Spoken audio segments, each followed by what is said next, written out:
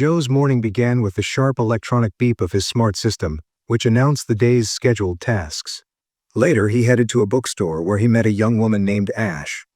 Their conversation started with a discussion about one of the books, during which Ash invited Joe for coffee at a small cafe on the corner.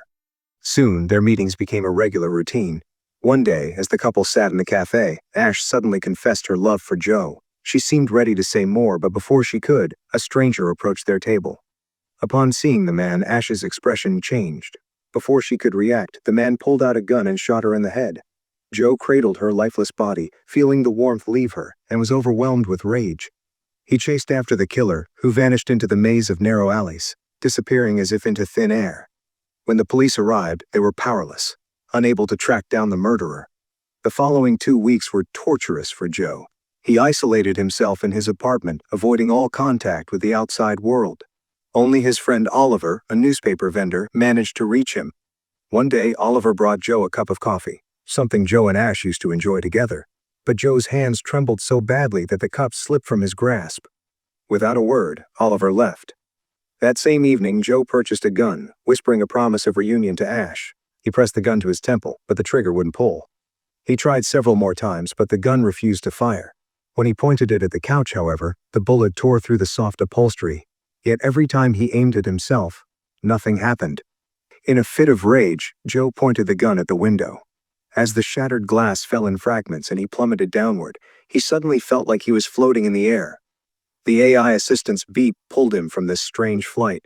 He opened his eyes in bed, as if everything that had happened was just a dream. The electronic assistant then informed him he had received a message from Ash. Joe rushed to the living room, where the gun lay untouched on the table and the couch was completely intact. In a panic, he ran into the street, scrolling through the new messages. Suddenly, he sensed something strange around him. The face of a woman passing by flickered like an image on an old television screen. Messages from Ash kept arriving one after another. Joe decided to speak with Oliver. Oliver suggested a mundane explanation. The messages were likely pre-recorded and scheduled to be sent if something happened to Ash. Though hesitant, Joe eventually opened the messages. In the recordings, Ash asked him to visit the bookstore and pick up an order placed in his name. Meanwhile, at an information center, a woman with 2 operators watched as Joe reached the bookstore and retrieved a small package. A book with a dedication from loving Ash on the first page. After reading the dedication, Joe suddenly experienced a sharp headache and blurred vision, though the symptoms quickly subsided. Unaware that he was being followed, he left the store. One of the observers reported to the woman that Joe was holding something, and she immediately ordered her team to eliminate him and retrieve the item. Operators activated a pursuit team. Joe received a warning message from Ash about the mortal danger he was in. He rushed back to his apartment, attempting to lock the door, but one of the attackers blocked it with his foot. Joe grabbed his gun from the table and hid behind the couch. As the intruder approached, Joe fired but missed. Suddenly, his body began to move on its own, and the next shot landed with precision. Then, a second assailant appeared in the hallway. Joe engaged in hand-to-hand combat, his body once again moving independently, dodging blows and eventually overcoming the attacker, though he had no idea how. Suddenly, Ash's face appeared on the screen, not a pre-recorded message, but a live feed. As Joe tried to process the situation, the body of the man he shot seemed to evaporate into thin air. Meanwhile, the living Ash explained that she had never intended to leave him, but someone had hacked the system. She said she now had something important to tell him. A few years earlier, Ash explained, global technology had begun to advance at an unprecedented pace. Thanks to behavioral modeling, artificial intelligence, and self-learning machines, powerful systems were created. Most of these innovations were developed by a talented engineer named Hunter. Though they were initially designed for the entertainment industry, Hunter dreamed of merging the real and virtual worlds into a living entity fueled by data streams.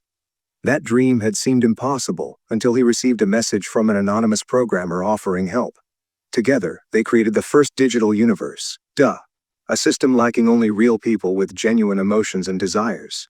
When the system went live, Hunter used it for experiments, from risky surgical procedures to testing cutting-edge weapons. He soon became the CEO of Syntech Corporation, accelerating progress further. The simulations were cost-effective and yielded faster results than traditional methods. Over the next decade, Hunter tested hundreds of versions, so many that he lost count. As Ash explained all this, Joe began to understand the truth. He was one of nearly 500 realities created by Hunter.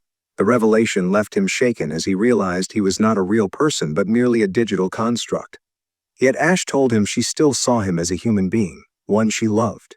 She revealed she was a real woman from the physical world, where Hunter's experiments on unsuspecting individuals had been outlawed. When the ban was enacted, Hunter had hidden the original system within the DU. Ash had found a way in and met Joe there. She showed him a photo of Hunter, and Joe recognized him as Ash's killer. Ash explained that Hunter had disappeared after her death, using his administrative privileges in a way that endangered the entire system. She added that the more the laws of physics were violated within the code, the more unstable the system became. In another photo, Joe was stunned to see Oliver.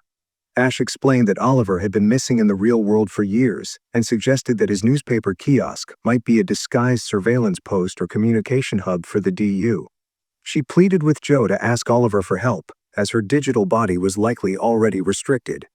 Meanwhile, Erica, Hunter's assistant, visited him in his lab where he was manipulating a strange crystalline sphere. Erica reported the failure to eliminate Joe and suggested that the only way to prevent further external interference was to fully isolate the DU from all global networks. This, however, would shut down the simulation, instantly killing millions of virtual residents. Erica believed they deserved protection, but Hunter dismissed her concerns, calling the victims algorithmically generated entities. He ordered her to locate the real Ash. At that very moment, Ash received an unexpected call from Oliver. She asked for his help in finding the DU's entrance and the key, a special device or code that allowed access to the simulation. Their conversation was abruptly cut off as an alarm signaled the arrival of armed Syntech operatives. Ash narrowly escaped. Drones patrolled the streets, monitoring every movement, but she managed to evade them. Tracing Oliver's last known location, she found his home. Cautiously, he let her in after confirming she was unarmed. Ash explained that after college, she had spent 10 years as an analyst at Syntech. She became entangled in the events after suspecting something was wrong. She discovered the people in the DU weren't just algorithms, but real individuals whose consciousness had been uploaded into the simulation. Hearing her story and witnessing her love for Joe, Oliver decided to help. He realized this was more than a technical issue. It was a matter of life and death for real people trapped in a digital prison. He promised to use all his knowledge and connections to help Ash save Joe and expose Syntech's crimes. For now, he hid Ash in a hotel he owned and arranged a meeting with Joe. Hunter noticed the intrusion into the DU and realized Oliver had entered the game. Meanwhile, Ash once again confessed her love to Joe, revealing that when Hunter killed her, he also destroyed her access to the DU, a system she had spent months trying to find. Joe was stunned by the confession, still struggling to believe in his own existence. Everything, every sound, every emotion, felt insubstantial. Ash tried to dispel his doubts, reassured him, and kissed him. Suddenly, she was ripped from the DU and returned to her physical body with a jarring sense of danger. Oliver, one of the DU's original creators, explained that Hunter was monitoring them. Ash would need to hide from Hunter's operatives, who had no hesitation about using lethal force. Desperate, Joe turned to Oliver, who revealed a terrifying truth: Hunter could shut down the DU at any moment. Joe considered it his home. Hunter, unwilling to maintain the existing DU, planned to create a new, more advanced simulation, leaving Joe and all his virtual companions to digital oblivion. Their only hope was to find and upload the DU's backup data, allowing Joe to become real. Oliver told him about the developer room, a secret area in the DU where programmers had left Easter eggs, hidden functions, and system backups. In the book Ash had sent Joe, Oliver found the backup and gave Joe the key to access the room. Joe's task was clear: locate the room, upload the data, and transition to reality. Oliver promised further instructions. Meanwhile, in the real world, Ash was fighting for survival. She disarmed an operative and tried to extract information about the DU's location. Though he refused to talk, she managed to escape, only to be captured by another agent. Ash woke up tied to a chair in Hunter's office. She accused him of cruelty, manipulation, and murder. Hunter dismissed her accusations, laughing and proclaiming himself a god in his digital universe. After tormenting her, Hunter entered the DU and confronted Oliver face to face. He admitted his intention to eliminate Oliver and erase any chance of saving the DU's residents. At that moment, Hunter's men located Oliver's real-world body and opened fire, disconnecting him from the virtual space. Meanwhile, Joe found the developer room and activated an old computer. When he touched the control panel, data streamed into the network, triggering alarms at Syntech. Erica ordered her team to stop him. Joe completed the upload just as enemies appeared outside the window. Using the key, he accessed a weapons cache and neutralized them. Suddenly, Hunter's voice echoed, and Joe was transported outside the city. Hunter shot Joe in the shoulder and began tormenting him through the control panel, reveling in his control. But when he mentioned Ash, Joe's rage surged. Regaining control, he shot Hunter, sending him back to the real world, where Erica was trying to help Ash. Hunter interrupted them, announcing the reboot of the DU. As a final cruelty, he allowed Ash one last call with Joe. Joe managed to express his love just before the world collapsed. His phone disappeared, and darkness consumed everything. After the deletion, Hunter ordered Ash's execution. But then, the orb on his desk began to vibrate and vanished. On the screen, Oliver appeared and explained that there were other universes. Fragments of the orb formed Joe, who disarmed a guard. Erica, too, refused to serve Hunter any longer.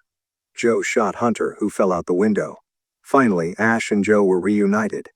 Later, they met with Oliver, who explained that the universe was made up of layers. He had transferred Joe's code into Ash's level. Oliver admitted his past mistakes but expressed renewed faith in humanity. Returning home, he celebrated the outcome with a drink and vanished into a new level. After the release of The Matrix, the concept of humanity existing in a virtual reality inevitably felt derivative. Surpassing its emotional and intellectual impact required significant effort, something this story only partially achieved. If you enjoyed this recap, don't forget to like, subscribe, and hit the notification bell so you never miss our next movie breakdown. Want more? Check out our recap of similar movie right here. Thanks for watching, and we'll see you in the next one.